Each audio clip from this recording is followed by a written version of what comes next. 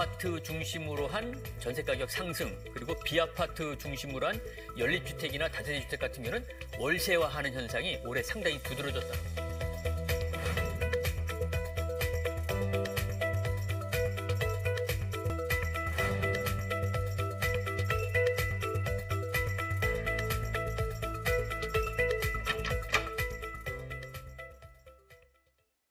다음으로 전세 한번 알아보겠습니다. 자, 올 한 해 전세 사기 여파가 컸지 않습니까? 네. 그죠? 근데 전세 시장에 주는 영향이 지금도 계속 남아 있습니까? 아니면 좀 정리가 됐습니까? 예, 일단은 지금 전세 사기 문제가 사회적 문제가 되면서 이 수요자들이 상당히 전세 사기에 대한 이제 예방책을 많이 숙지를 했고요.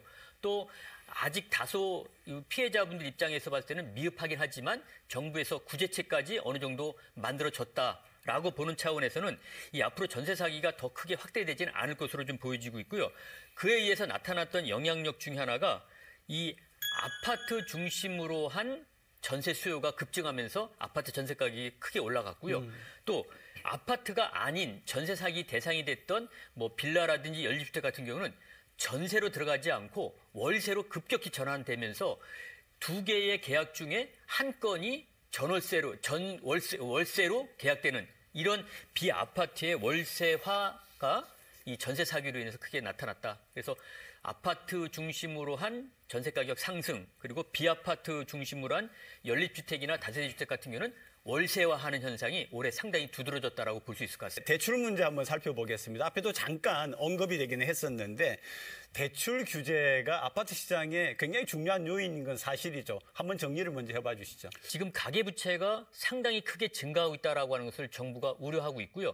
또 계속해서 나오는 이야기 중에 하나가 1990년도에 일본의 버블이 붕괴됐을 때 이 결국은 대출 규제를 하지 못하는 것들이 그 원인 중에 하나였다. 그래서 이것을 타산지석으로 삼아서 우리는 일본처럼 가지 않는다라고 하는 것에 확실한 그 이유 중에 하나가 이 대출 규제다라고 이야기를 좀 하는 분들이 계십니다. 그건 당연히 맞는 이야기긴 하지만 최소한의 수요자들이 감당할 수 있는 어떤 경제적인 부담을 본인들이 지을 수 있는 그 최소한의 폭은 조금 인상이 돼야 되지 않겠나. 거기다가 금리가 지속적으로 인하된다라고 하면은 대출 이자에 대한 부담이 그만큼 줄어들 수밖에 없고 소득이 일정하다라고 하면 대출 이자가 줄어든 것만큼 결국은 소득을 유지시켜 준다는 입장에서는 대출을 더해줘도 된다라는 이유가 될 수 있을 것 같습니다. 그래서 다소 어렵고 힘든 이야기긴 하지만 최소한의 대출 규제는 조금 더 완화할 필요가 있지 않겠나.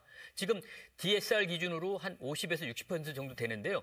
IMF 외환 위기 때나 일본의 버블이 왔을 때는 거의 이 DSR이라고 하는 것은 적용되지 않았고 LTV가 거의 100에서 120%까지도 나간 적이 있었습니다. 그와 비교하면 지금은 상당히 안정적인 가계부채가 지금 유지를 하고 있는 것이다라고 봤을 때는 시장 활성화를 위해서는 대출 규제를 조금 더 완화할 필요가 있다라고 생각을 하고 있습니다. 근데 지금 보면은 대출을 못 갚아가지고 본인이 사는 아파트나 집을 이렇게 경매로 넘기는 경우가 많이 있잖아요. 실제로 부산에도 그런 경우가 많습니까? 어떻습니까? 경매 넘어가는 것이 집값 하락 때문이라고 꼭 집어서 말할 수는 없습니다.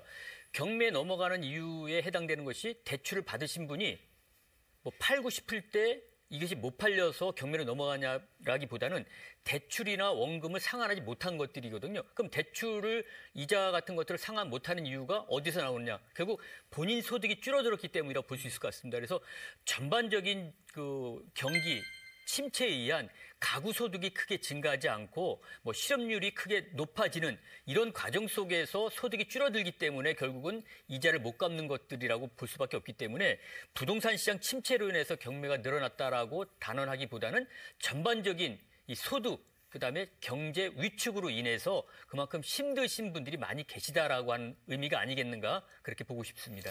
건설업계 얘기 짧게 한번 해보겠습니다. 지난 11월에는 신태양건설이 부도가 났고요. 그리고 또 5개가 더 부도가 났다고 들었거든요. 그 부분 좀 짚어주시면서 이 건설업계의 문제가 부동산 시장에 미칠 여파까지 한번 좀 정리를 해봐 주시죠. 예. 부도난 건설업체가 전국에 26개라고 말씀드렸는데 그중에 6개로서 부산이 지자체 중에서는 제일 많습니다. 그러네요. 네, 그래서 우리가 제2의 도시에 맞는 위상을 갖고 있으면서도 이렇게 큰 타격을 받는 것들은 결국은 부동산 시장뿐만이 아니라 전반적인 지역 경제 침체가 몰고 온 결과라고 볼 수밖에 없습니다. 이렇게 건설업체가 부도가 난다라고 하면은 결국은 실업률도 증가할 수밖에 없고 또 건설업에서 떨어지는 여러 가지 낙수 효과라는 게 있습니다. 뭐 고용 창출, 그다음에 각종 자재 같은 것들 이런 것들이 같이 안 좋아질 수밖에 없습니다. 그래서 이 건설업에 대한 위기는 우리가 사회적 문제로서 충분히 공감대를 가지고 그 해결책을 모색해 볼 필요가 있다라고 생각이 들고 있고요. 내년도에는 조금 더 계속해서 말씀드리지만 지역을 좀 챙길 수 있는 그러한 대책들이 하루빨리 나와야 되지 않겠나. 그것이 꼭 도덕적 해이, 즉 미분양 아파트를 우리가 정부 세금을 가지고 사줘야 한다는 그런 이야기들보다는 지역 경제가 어려워진다라고 하는 것을 조금 회복시키자는 차원에서 접근하는 것들이 좀 바람직하다 이렇게 보여지고 있습니다. 네, 지금 탄핵 정국이 그래도 상당 기간 지속될 걸로 보고 있는데요. 부동산 시장, 특히 부산 부동산 시장에도 영향을 미칠 거라고 보십니까? 어떻습니까? 예, 그렇습니다. 뭐 전국이 혼란스러운데 우리 부산이라고 해서 예외는 아닐 거라고 보여지고 있습니다. 다만 지금 서울 수도권에 비해서 지방 지역의 경우는 경제 체력이 더 떨어져 있다라고 하는 것들을 계속해서 말씀드리지만 정부가 먼저 인식을 해야 된다. 그래서 지방 차별적인 대책은 무엇보다도 가장 빠르게 새로운 정부가 나오던 탄핵 정국이 끝나고 현 정부가 유지가 되든 간에 이 어려운 시기가 끝나게 되면은 그 여파가 더 커지지 않게 지방을 좀 고려하는 그런 대책들이 빠르게 만들어져야 한다고 생각을 합니다.